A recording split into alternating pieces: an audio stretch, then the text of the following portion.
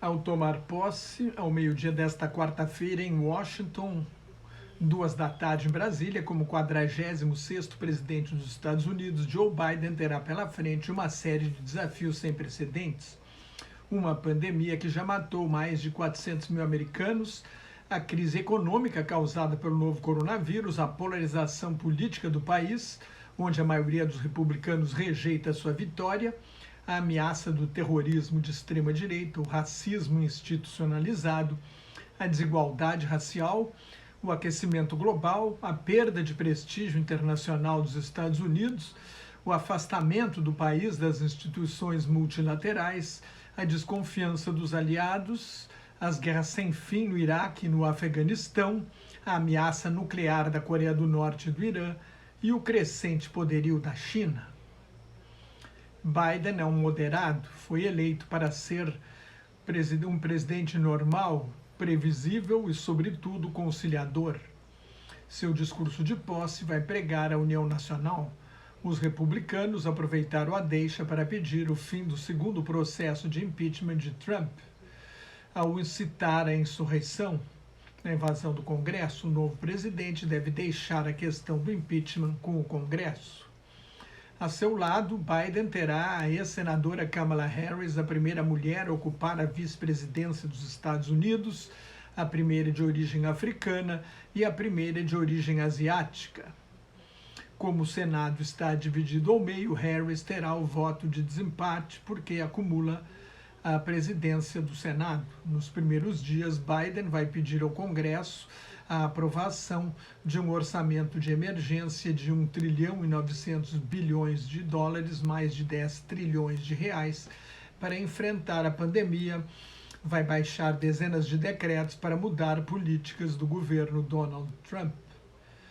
Por exemplo, vai suspender a proibição de entrada nos Estados Unidos de cidadãos de alguns países muçulmanos, criar um processo para regularizar a situação de 11 milhões de imigrantes ilegais, voltar ao Acordo de Paris sobre mudança do clima e a Organização Mundial da Saúde e reverter outras políticas antiambientais de Trump.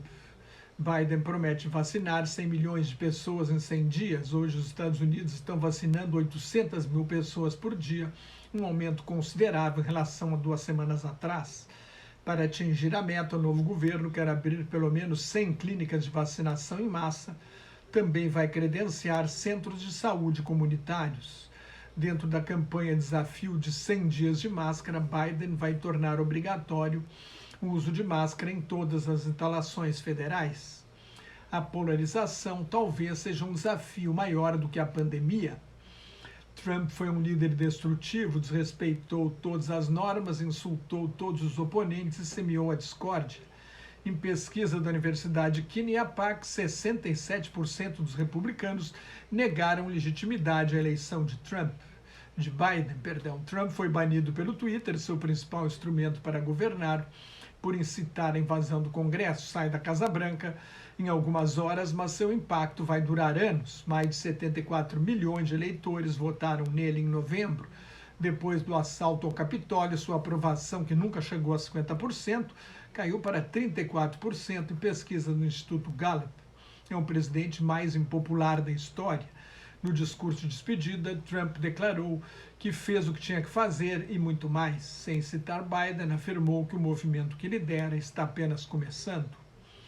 Vangloriou-se de não ter iniciado nenhuma guerra, mas deixa o governo com a capital transformada numa praça de guerra, com 25 mil soldados da Guarda Nacional protegendo a posse do sucessor. Em vez de bailes e festas, uma cidade fantasma ocupada militarmente. Até hoje, só 5 presidentes americanos não foram à posse do sucessor.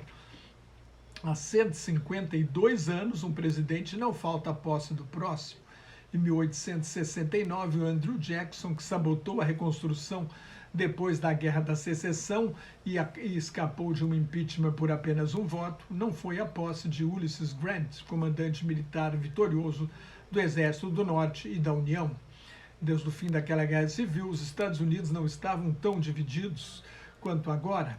Trump usou a questão racial para mobilizar o eleitorado branco de classe média, que vê uma ameaça no fim da maioria branca. O racismo é a base ideológica do extremismo de direita nos Estados Unidos, ao lado do fundamentalismo cristão fomentado por igrejas evangélicas telepentecostalistas e a aversão ao socialismo, que nunca teve força política eleitoral no país.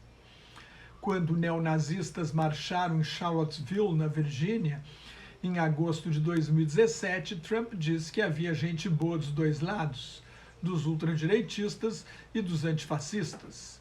Estes grupos ultranacionalistas, que não participavam de eleições porque não tinham espaço político, assaltaram o Congresso em 6 de janeiro. 2/3 dos atentados terroristas cometidos nos Estados Unidos no ano passado partiram da extrema-direita. 12 soldados da Guarda Nacional foram vetados para a posse por ligações com grupos de extrema-direita. Com o assassinato de George Floyd, em 25 de maio de 2020, houve uma onda de manifestações contra o racismo e a violência policial que correu o mundo. A leniência da polícia durante o ataque ao Capitólio, em contraste com a repressão ao movimento Vidas Negras Importam, deixou claro que os cidadãos americanos são tratados de maneira diferente em função da cor da pele. Desde que lançou sua candidatura em 2015, quando chamou os imigrantes mexicanos de traficantes, estupradores e assassinos, Trump joga com a questão racial para atemorizar o eleitorado branco, se apresentar como um salvador da pátria. Ao lado do racismo, marcha a desigualdade social. Enquanto os ricos ganharam mais de $500 bilhão durante a pandemia, a renda da classe média está estagnada desde a ascensão do neoliberalismo no governo Ronald Reagan nos anos 80. O meio ambiente e o aquecimento global são preocupações centrais de Biden. A Amazônia será foco de problemas entre Biden e o presidente Jair Bolsonaro, o penúltimo líder nacional a reconhecer sua vitória à frente apenas do ditador da Coreia do Norte, Kim Jong-un. Na campanha, um novo presidente dos Estados Unidos anunciou a criação de um fundo de $20 bilhões para evitar mais de R$100 bilhões para evitar a destruição da floresta amazônica. Bolsonaro respondeu que quando acaba a saliva, tem de ter pólvora. Os Estados Unidos querem fechar um novo tratado de redução de armas estratégicas com a Rússia. O atual vence em fevereiro. O próximo passo seria negociar o acordo para congelar o programa militar nuclear do Irã, que voltou a enriquecer urânio acima do teor previsto no pacto, abandonado por Trump. Na Coreia do Norte, o supremo líder Kim Jong-un, que se reuniu 3 vezes com Trump sem que houvesse avanço nas negociações para desnuclearizar a Península Coreana, apresentou planos ambiciosos de modernização do arsenal nuclear do país, que já tem entre 20 e 60 bombas atômicas. Há 5 vezes mais soldados americanos hoje em Washington do que no Iraque e no Afeganistão. São heranças da guerra contra o terror lançada por George W. Bush depois do 11 de setembro de 2001. Nenhum dos governos instalados pelos Estados Unidos se sustenta sem o apoio militar americano. A longo prazo, o maior desafio é a ascensão da China. Com o fracasso dos Estados Unidos no combate à pandemia, a expectativa agora é que a economia chinesa ultrapasse a americana, tornando-se a maior do mundo pelo critério de produto interno bruto nominal em dólares em 2028, 5 anos antes do esperado anteriormente. A guerra comercial de Trump fracassou. O saldo comercial chinês do comércio bilateral é maior hoje do que em 2016. A competição entre os dois países é uma concorrência estratégica, geopolítica, econômica, tecnológica e militar pela supremacia mundial, com sério risco de conflito nesta década, quando deve ocorrer a transição hegemônica. Biden deve adotar uma postura mais diplomática e menos espetaculosa, mas o objetivo é o mesmo: impedir a China de se tornar a superpotência dominante. Para contrabalançar o poderio chinês, os Estados Unidos terão de se aliar à Europa, à Índia e ao Japão.